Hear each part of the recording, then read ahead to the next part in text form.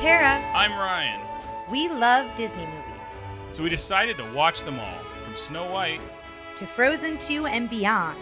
Each episode will watch a different Walt Disney Animated Studios film and tell you all about it. Did we like it? Does it hold up? Who's our favorite hero? Or villain. We'll give you history and fun facts about each movie. And sometimes we'll invite our friends to watch along with us. So put on your tiara or your evil crown and join us on our adventure. This is Tara and Ryan's Princess Diaries.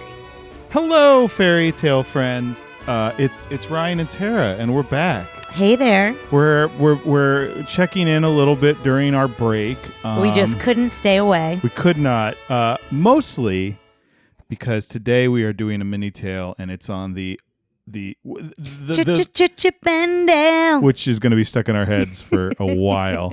A show that, I'll be honest, I watched this one kind of the least of a lot of them. I was more of a Darkwing Duck guy. I was thinking that as well. I watched a good amount of it, but it's not one that stuck with me as much as some of the others. Which is funny because I feel like at the end of this movie, this isn't a spoiler, but like it's the shot of Darkwing Duck going, "Boo! We want," and like trying to get everyone to be like, "We want Darkwing," which is again more of a Darkwing Duck guy.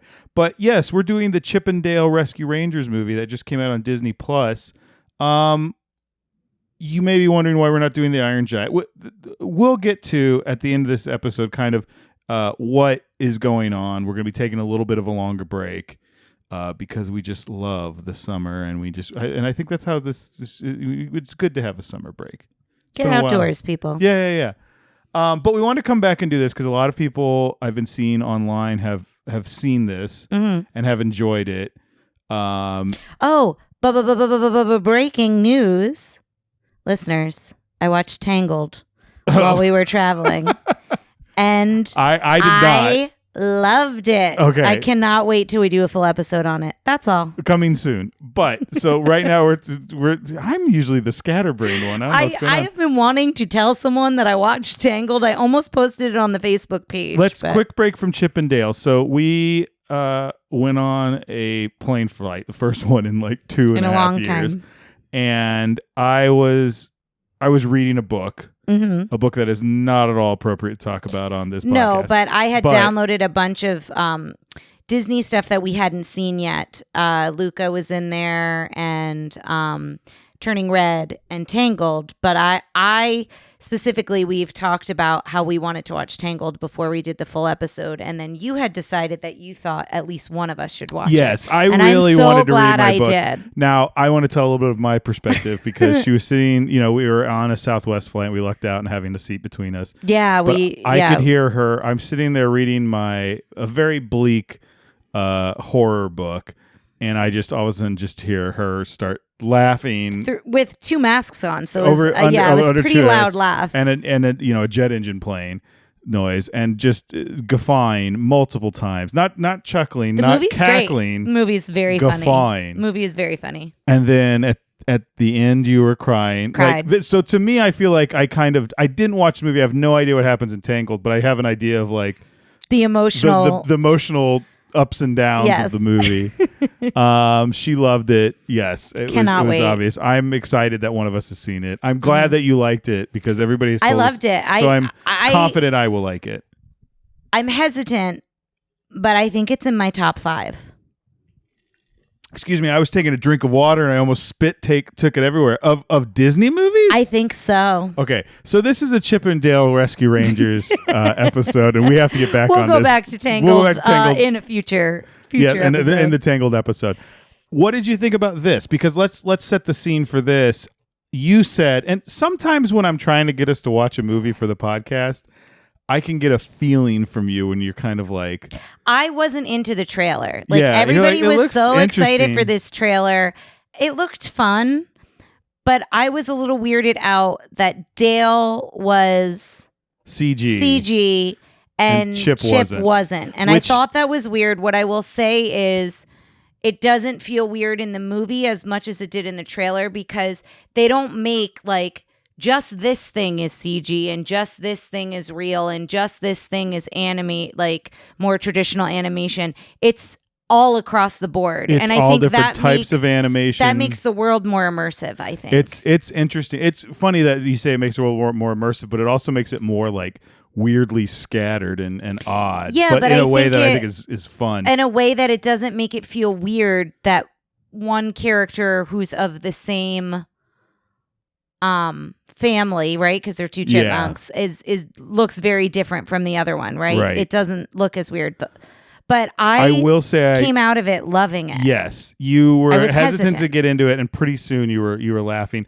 I will say I liked this movie a lot, and there was a lot to like about it. But it was one of those movies where I thought it was more clever in spots than it was funny. There were parts where I definitely there were parts that were funny, but I thought it was very well written. Yeah, there's a lot of parts where I went, "Ooh, that's really funny." Like there was like that kind of funny. I'm like, "Oh, that's really funny," but not like gut laughing. There were parts I gut laughed. I'll get to one specifically in a minute. Yeah. I do think that Chip and the rest of the Rescue Rangers and a lot of the hand quote unquote animated characters, I think they were CG with a filter, like not a filter,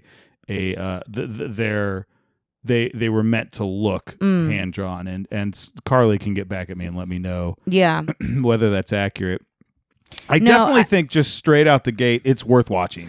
Oh, it's delightful, especially if you have Disney Plus. It's like a no-brainer. You should watch it. And if you have that nostalgia for like the 90s, there's a lot of it in there. If you watch Disney Afternoon, you should watch this movie because it is clearly aimed at that generation. Yeah, and it's chock full of references. But it's not just references. There's a lot of like original characters that they don't even ape a specific person. They ape a specific like animation style.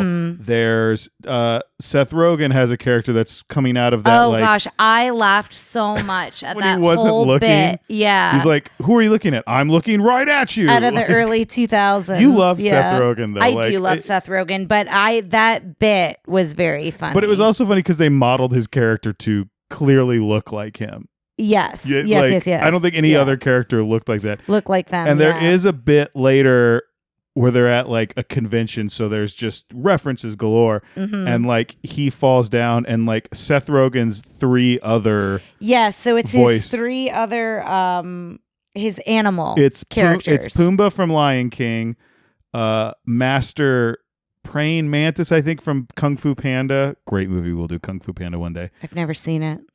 I love. You remember the story behind it? It was me trying to get out of watching Chicken Little. And then I think it's called Monsters vs. Aliens, which is one I've always wanted to see because he plays Bob the Blob, and it's because it's 50s sci-fi character. Like it's Reese Witherspoon is like the amazing 50-foot woman, and Will Arnett is like the creature from the Black Lagoon, and Seth Rogen is the Blob, and then Hugh Laurie is like this roach monster. Yeah. And they bring like aliens attack, and they go, well, we have to get these monsters who we've been studying to do it. Anyway, it's one thing I've always kind of wanted to see. Just because it seems right. I like that 50s sci-fi stuff. So they all show up and they all go, it was really great. And I love that there's like two big moments for his laugh, like one earlier in it where like they just showcase his laugh, and then all those characters like laugh at one another, which is great. That was a fun bit. But there's a lot of in jokes like that are very meta. A pretty major minor character in this is Ugly Sonic.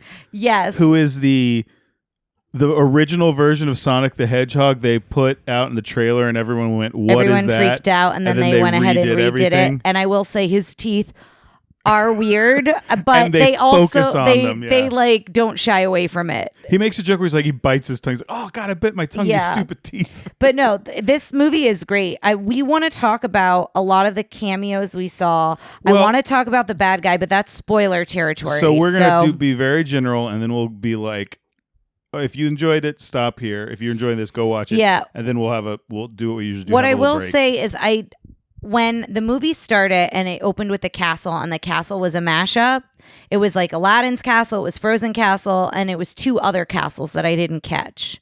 I don't know if you caught them, which castles it was. Well, they were lasered, which is part of the it's part of the plot of the movie, which you don't really get at the beginning. And I don't know that we need to go into that because I think you should watch it, but I thought it was a cool tie-in because it was exciting to be like, oh my gosh, that's those castles or those palaces, right? But I think we can go into the bootlegging process and not really spoil anything, but we'll get to that in a little bit. But it is cool. Like at first, and Tara's always looking for little references, and you're always looking for changes to the castle. So it was like you're watching it, and almost like pew pew pew. It was pew. really fun. I liked that a lot. There is a part where they play the like Disney music and have fireworks, and that's a part I simultaneously laughed out loud at and said, "This is stupid." Like, when I say that, I say something like things are so dumb, but they're really good. Like this was one of them. One thing we have to talk about is Pogs versus Slammers. Before we get into spoiler territory, let's go into the general idea is Chip and Dale broke up after Rescue Rangers for different reasons. They go into like each of their insecurities and stuff, and it's kind of where they are now. Dale is still going to conventions, still getting autographs, and trying to get like the reboot going, whereas Chip has moved on. He works in insurance and is apparently very good at it. Yeah, but Dale has all this memorabilia. So he has all this memorabilia, except he has the Pog collection, except for one piece. He's the missing Slammer, one piece. And it's Chip has kept it, and it becomes this thing where it's like, you kept it, you care, and that sort of thing. So our argument became, because why would we pay attention to this movie when we could argue about Pog? I said, oh yeah, he's got the last Pog, and Tara said, he doesn't have a Pog. He has the Slammer. It drove me nuts that they never called it a Slammer. They called it a Pog. It's not a Pog. It's a Slammer. The Pogs are the cardboard pieces, and the Slammer are the metal pieces. We've lost what little audience we have with this guy. She's pulling out the phone. People also ask, what is the difference between Pogs and Slammers? Pogs are cardboard discs about the size of a U.S. $50. They're usually blank on one side with some kind of design on the other side. Slammers are a type of metal Pog. discs that are somewhat larger than the Pogs themselves. If they were Pogs, they wouldn't have to compare them to Pogs. You're yelling and you're peeking. I can hear you. If they were Pogs, they wouldn't have to compare them to Pogs. They are different.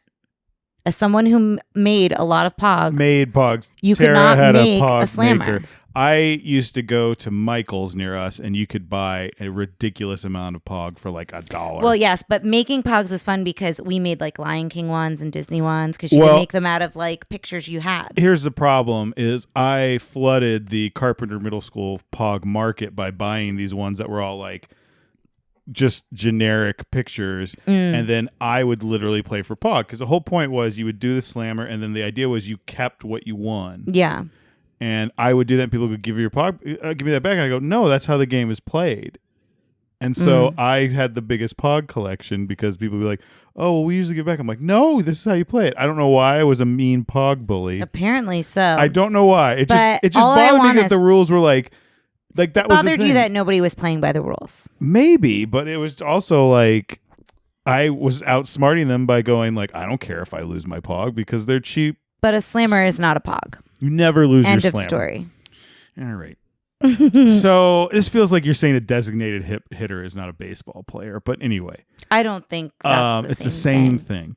So yes, there's a Pog story in this. There's a lot of references that aren't just flat out cartoon references or Disney references. It's just kind of like like Simpsons. Chip. There's Simpsons in there. I mean like Chip has a Knight Rider. Oh, a Knight Rider lunchbox. Yeah. But that's more 80s than that is 90s. But yeah. But that's what I'm saying. It's not cartoon. It's not. It's just a reference to just like fun pop culture. Yeah. And there's stuff that happens in here. There's like Rick and Morty references. And there's things where I'm like, these aren't Disney. They'd have to actually. Well, in Vin Diesel, there's at one point at the end. I think there's a certain amount of like common license of just having him in there as parody. Interesting. Because it's just a picture of him. Yeah, it's like a poster. Spoiler, in the credits, apparently the Rescue Rangers like joined the Fast and Furious franchise. Which I think is great. And there's a lot of stuff like that that's not Disney, but like they seem to be able to get away with it, or they, like I don't think Kung Fu Panda is Disney.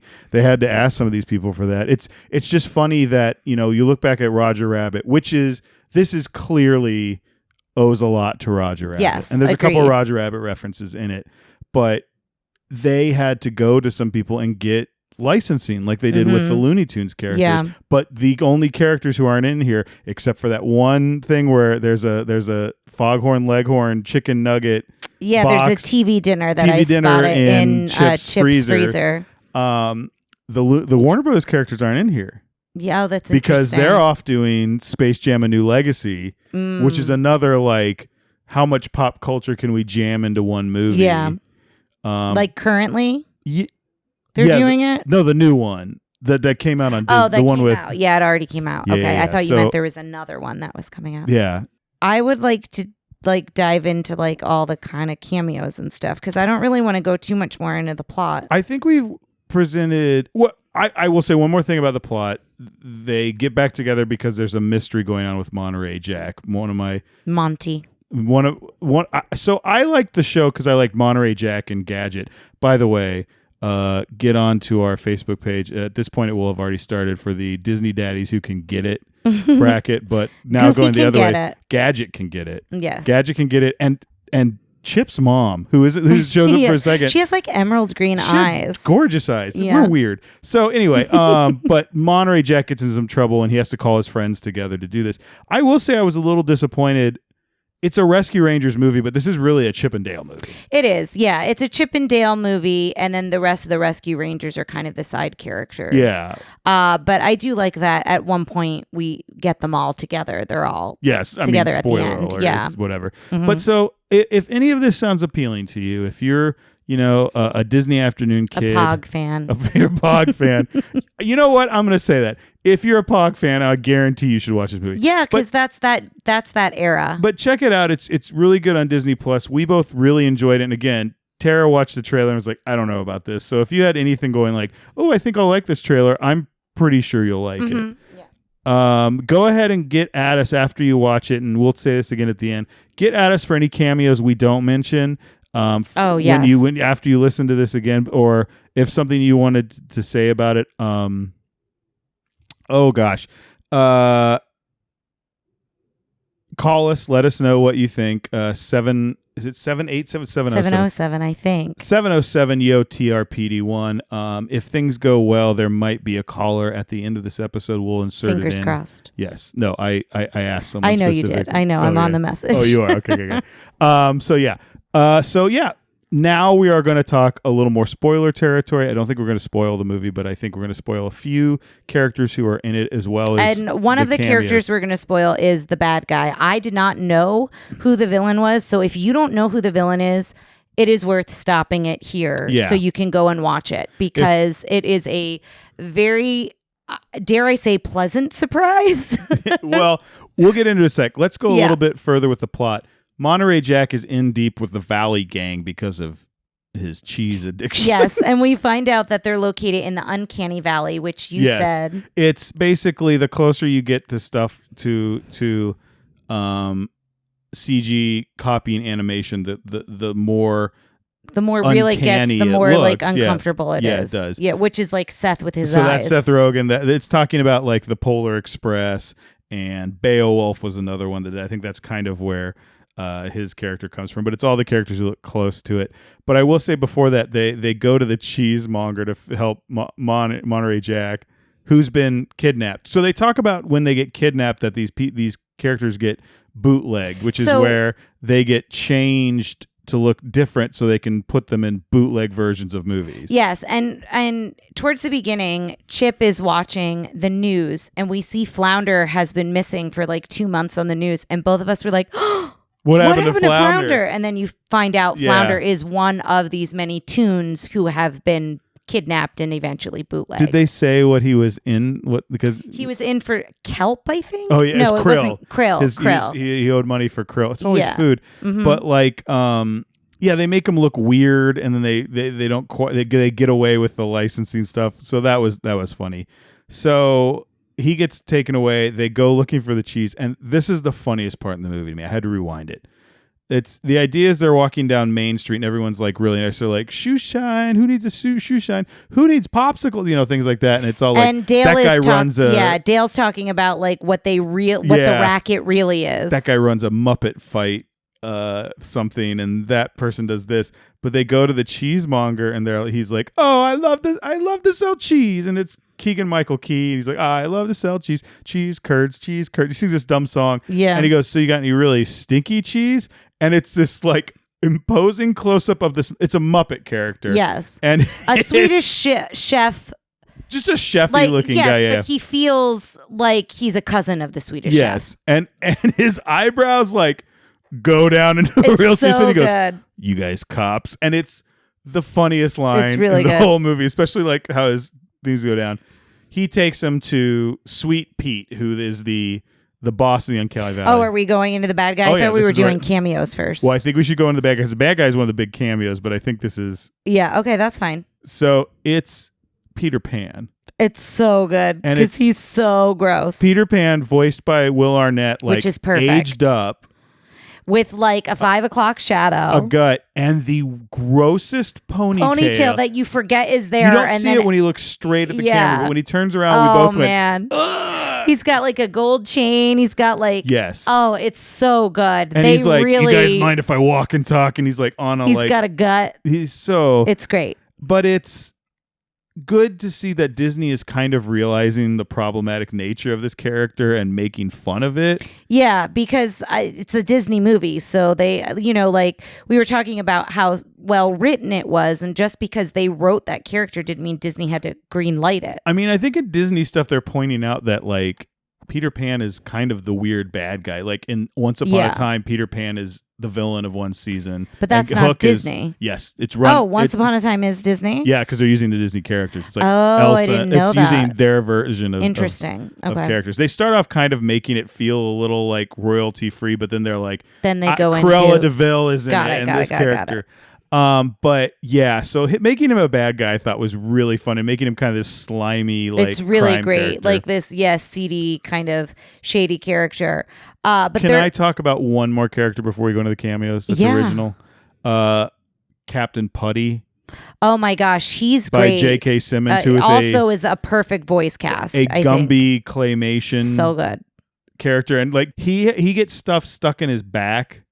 And yes, and he never knows that it's and there. He's always like, "What's in my back?" Like one time, it's like a gum is the best part because he's like, "Oh, now that's there forever." That's just part of me now. He's really funny, and he's got a mustache, and it's fun to watch. Grumpy. It's fun to watch him animated because again, there's all this little stuff I think they do where like certain guys are animated at different frame rates. Mm-hmm. So they look different. It gives them a different feel. Well, and his partner is a human, so it's kind of fun too. Well, I don't know if she's his partner, but she works for him. Yes, and they're at Monterey Jack's. Ellie. Yes, they're at Monterey Jack's apartment, and she just like walks up to the window because like there's a lot of size difference stuff. Mm-hmm. Dale has a normal human size car because he thinks they're better, and it's like falling apart. Yeah.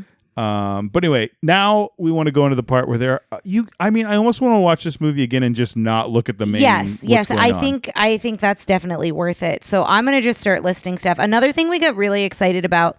So we didn't talk about this, but we see Dale and Chip from how they meet when they were younger, and I love that story. Mm-hmm. But the song that's playing as they're becoming friends is Jack Black. Jack Black. I think it is Jack Black. Friendship is Rare, I think is the name of the song. It's weird to hear a Jack Black song and have it not be like, I should focus on the lyrics of this Jack Black song, because it's just like, friendship is rare. I think it's a song that you think it's a Tenacious D song? I think it's one I've heard. I'm gonna just for a minute. I want to see the year it came out.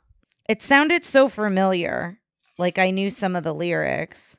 Yeah, it's a Tenacious D song called Friendship. Yeah, I thought I knew the lyrics to it, so I kind of think that's fun that they use that song.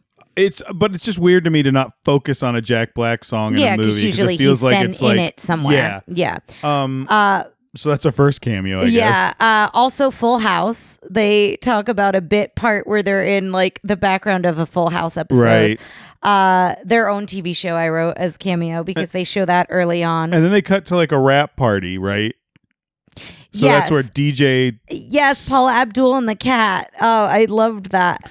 Roger Rabbit. Cool Cat? I can't remember. DJ Cool Cat, I think. Roger Rabbit's in there. Three Little Pigs. Baloo. Good memory. Baloo and Lumiere and Ugly Sonic the Hedgehog. They're at the con. Baloo is the Jungle Book version live of action. Baloo, the live action. And they talk about, I think that's what inspires Dale to get the CGI surgery. Mm-hmm. He's there. Lumiere is there. And the guy who's doing Lumiere's voice is doing a great job. But it's not Jerry Orbach. There's there's Ugly Sonic. There's Tigra, who I believe, I don't think her show ever came out on Hulu. She was supposed to have a show. I think Hit Monkey came out. It was like this weird version when they would do Marvel shows, but not have them connect to the MCU on Hulu. And then they kind of erased a bunch of those, which is, I don't know. I don't think I've seen them, but so it's interesting to have a character that like never came out on a show. Yeah, I think it's kind of fun that there's like those kind of deep cuts. The other thing we didn't talk about, Roger Rabbit dip is like the scary thing for Toons. In this, they erase their mouths. They'll erase their mouths so they don't yell. Yeah, which is so sad. And then they just go away into the black market studio. Now, unlike Roger Rabbit, there's not a scene like with the shoe where it's like Flounder isn't the shoe. Yeah. It happens to Flounder, but then, spoiler alert, at the end they reveal they can reverse the process. Yeah. So it's not quite as bad, but that's kind of the equivalent. The characters they show at the end, which we'll get to, that are like the bootlegged versions. There's Jiminy Cricket, who looks like they just erased his face and drew like a smiley face. It's really good. It really made me laugh. The ones at the end, we can jump over to that because I've got that list in a separate spot. The turtle from Robin Hood is like beefed up. You saw Bambi, but I don't know what Bambi looks like. Bambi, it was blue and had a unicorn horn. Okay, then there's Jiminy Cricket. There was Bonkers. a Care Bear. There was Bonkers from Bonkers. Yeah, and then Disney afternoon show. And then I have things that were in the credits was one of the gummy bears. Which did you know? And we'll go into this when we do Bonkers. But Bonkers was supposed to be a Roger Rabbit show. Because it talks about Toontown and he's a cop and like all this stuff. So yeah, there's a gummy bear at the end. I can't remember his name.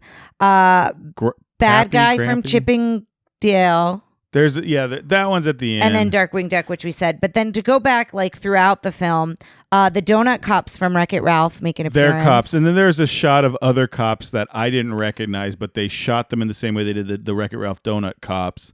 So I think they were something. Yeah. They looked like mushroom guys, but they didn't look like Mario. Yeah. The dog from Little Mermaid, Eric's dog, makes an appearance. There's a lot of cartoons that you feel like, I feel like I know this cartoon. Yeah, I recognize it, but I can't pinpoint it. A Rapunzel Barbie doll makes an appearance.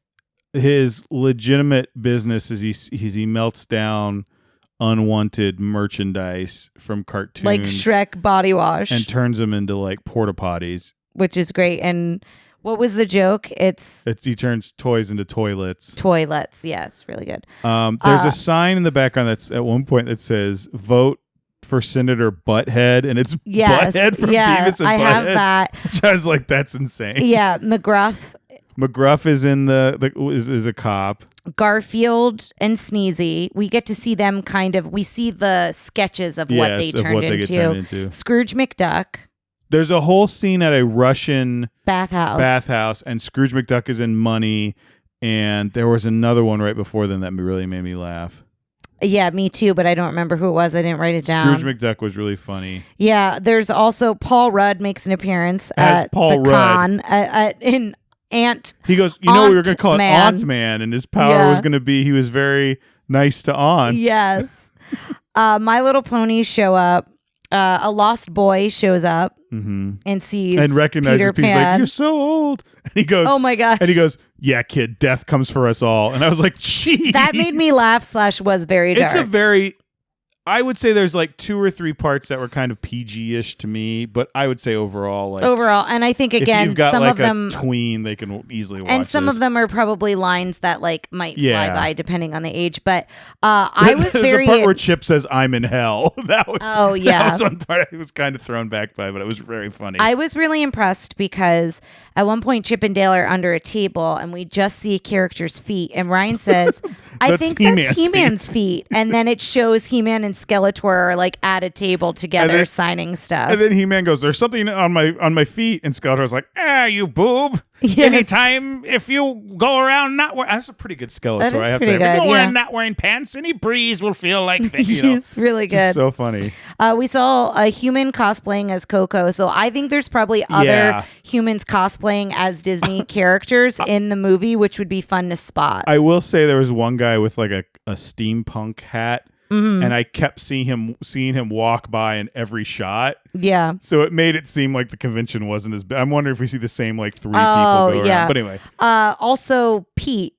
I can't remember who he was. He was Prince Jolly in the Aladdin bootleg, which also followed up with a Jurassic Park reference. There's a lot of references. There's a Terminator 2 reference. Yeah, I wrote that there's Terminator and Die Hard, you said. Yeah, there's a scene at the end that feels very like the end of kind Die of Hard. Like Die Hard. Also, there's the Men's Warehouse joke, which we got a really good kick out of. Sweet Pete is when he's doing the actual process. He's about to bootleg Chip. Yeah, and he goes, "You're gonna love the way you look. I guarantee it." And someone's like, "You're not gonna get away with this," and he goes, "The Men's Warehouse reference? I think I already have."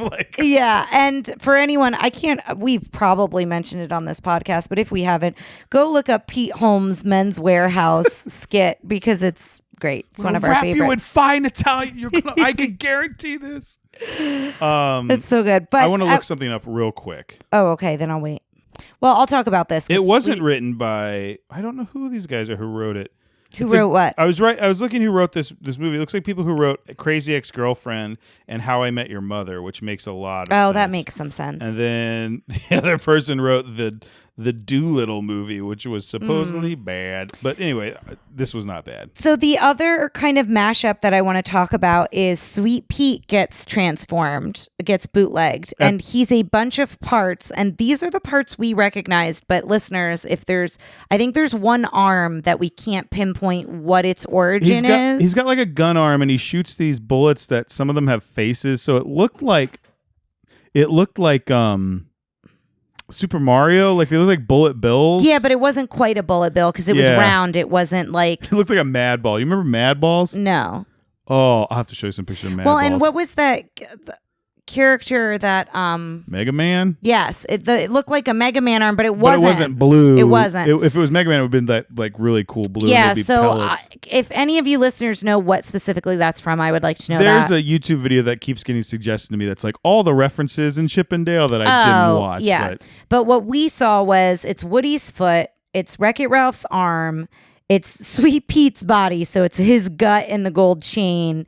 And then it's Fat Cat's head, but Fat Cat has like a bow that reminded me of Yzma when she's the cat, but he eats the birds Yzma, like Fat Cat. So I think it is supposed to be Fat Cat from Rescue Rangers. Optimus Prime leg, it looked like. Yeah, Transformer leg. And then we just wrote gun arm. We're not entirely sure what that is. The other thing I wanted to mention. And it's horror. I will say, one thing this movie had going for it over Roger Rabbit is there wasn't the terrifying ending. Yes. I will say there's a part of it that I found a little terrifying, but I don't want to like spoil that. Yeah, and it all resolves. Yeah. I feel like it all kind of resolves. But the other thing that we both really enjoyed, you can kind of hear it throughout, it comes in a couple times, is there's this dramatic instrumental version of the theme song, which is really good. Yeah. And the remix at the end, I was into it. Who did it? That was in the credits. Yeah. And definitely don't skip the credits because the credits have a lot of like some of the cameos that we mentioned are in the credits, and there's some fun movie posters and things like that. You'll know when it's actually over when it suggests you watch the actual show. Yeah. Oh my God, that was Post Malone. Oh, really? I like Post Malone way more. Anytime I've listened to him or seen him, I will tell you I don't like his face tattoos, but I've seen a lot of stuff where I'm like, he seems like an okay guy. I don't know. As soon as I say it, I don't know anything about him. I don't know why I have a thing against him, but I did really like that remix. One is his face tattoos, and two is there was a while where there was a commercial that was like he got everyone together to a neighborhood bar. It's like, let's get back to bars, and you and I were like, no, let's keep wearing our masks. Yeah, it was like during the shutdown. I feel like the commercial came a little too early. Yeah, actually. Well, we are about 35 minutes in. I feel pretty good with where we are. Yeah. Overall, this is definitely a watch. Yeah, it's definitely one that I would rewatch too. I think it was a lot of fun. It's one that I think all different ages, I think you could have fun with it, but especially if you're from kind of our era, of nostalgia as far as like 80s and 90s go, I think you're really going to enjoy it. Absolutely. So, gang, just to get you up to date, so we're releasing this episode In a few weeks, we'll release the Iron Giant. In a few weeks after that, we'll do Batman Mask of the Phantasm. We plan on restarting the podcast in August, still doing the same Thursday releases. The only difference is we will be taking, kind of to give ourselves a break, the last week of every month off. Yeah, it kind of gets to be a lot recording and editing back to back. So having that last week off gives us a little buffer. So this way, if we get behind on something, we have some time to catch up. Absolutely. I've gone over the schedule with Tara. We've got, all of the Disney movies all the way up to Encanto we'll be doing. We're adding a few in there that are kind of, just extra fun ones. Some fun MiniTales. Some really, really excited about some MiniTales. The first MiniTale we're doing, I'm not going to spoil it because I'm not going to say what it is. Okay. Because my plan is when you will realize what it is when you watch it, because I think this is a movie that I found out existed. It's a movie that was played often in my childhood that I think fits for this, and I think you will enjoy it. But we will be back. I believe our first one back is The Princess and the Frog. Yes, which we've already recorded, and it's delightful. And it's a very good episode. Yes, but so next time you hear from us will be The Iron Giant. And yeah, guys, thanks for listening. Go check out Chippendale's Rescue Rangers, and we'll see you next time. All right, take care, listeners. Hey, this is Other Ryan. And Evan. And we wanted to tell you all about Chippendale's Rescue Rangers. Mm-hmm. So, we just saw the new movie, and we thought it was fan-freaking-tastic. True. I liked how they kind of mixed some of the cartoons with real-life objects. Yeah, it reminded me of Roger Rabbit a lot. Real Roger Rabbit vibes, especially how they had, like the cartoons were, like, working actors and stuff. Yeah. And they had their own little cartoon town. Forgot about that. Or at least cartoon-sized things. I thought it was really, really cool. I really liked that they worked in so many, like, deep-cut references to things. Yeah, how the head detective guy, or whatever his position was, I'm pretty sure that was a Gumby reference. Yeah. I remember watching a few episodes of Gumby as I was a kid. Yeah. Well, when I was younger. Yeah, I loved all the little details, like when they go, spoiler alert, when they go to the plastic surgery-ish place, that they had all the little parts from all these different cartoons that they couldn't show. They also didn't exclude it just Disney. They had tons of non-Disney people, like the Ugly Sonic. Oh, I forgot about that. Was so funny. But the way that they structured it, I thought they captured a lot of the fun of Rescue Rangers, but it was obviously not the detective TV show. But again, they captured a lot of that detective fun. So yeah. Really cool to see, really cool to grab Easter eggs. You should watch an Easter egg video because there's really like 200 buried in there. It's fascinating. And original voices. True. Yeah, original voices. They got the guy who plays Skeletor to come back. Yeah, He-Man. Oh, I forgot about the Skeletor. Well, Karen Ryan, thank y'all for watching this, and thank y'all for doing your podcast. Yep, thank you. Y'all have a good one. It's Ryan again. I can't stay away. I got to tell you more about Chip and Dale because I had some favorite parts. I also didn't want to crowd out my son on the phone. So, a few things that I thought were hilarious highlights that I did not expect. The 3D animation as plastic surgery was an amazing, hilarious take on animation styles. The way that they incorporated the lyrics from Little Mermaid into Flounder's trying to talk his way out of things was wonderful. One of the parts that really, really got me was when they first met Seth Rogen's dwarf character, and he couldn't directly look at them, and they made the whole Uncanny Valley not quite good enough computer animation was one of the best shticks. I think the line, those Polar Express eyes, is what really set me off laughing where I could almost not breathe anymore. So those were, I think that combination of John Mulaney and Andy Samberg bouncing off each other were a perfect pairing. And that's one of the things I think captures that spirit of Chip and Dale, where the straight man and the silly guy, the straight man and the goof or whatever. It's pretty hilarious. So those were wonderful. It made me really excited to see callbacks to old episodes and to see Fat Cat show up and to see them have the mad scientist. There's you could tell a lot of love for the old Disney Afternoon cartoon show, as there should be. And with hopes, of course, that as the end teased, that maybe there will be more Disney Afternoon things to enjoy, like a Darkwing Duck show. Sad to see DuckTales wrap up so soon. But thank you guys. Thank you for your podcast. Enjoying it. Waiting to hear your thoughts about the show and the movie. And talk to you soon. Thanks for listening to Tara and Ryan's Princess Diaries. If you want to tell us your favorite Disney villain and why it's guest on, send us an email at trprincessdiaries@gmail.com. Or you can send a tweet about how great Maleficent is to @TRPDiaries. Check out our Facebook group by searching for Tara and Ryan's Princess Diaries.